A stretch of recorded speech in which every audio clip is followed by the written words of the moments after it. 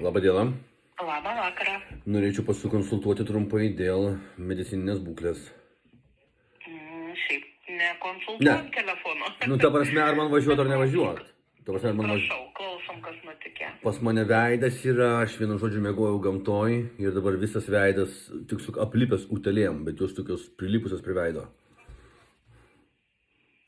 Tai jum infekcinė ligoninė, tada reikės lūktelkit. Tai jūs norit, kad jum utėlės nurinktų skubiai pagalbos? Jas reikia šiaip nulupt, nes tos utėlės prilipo, lyg tai su sakais kažkokiais.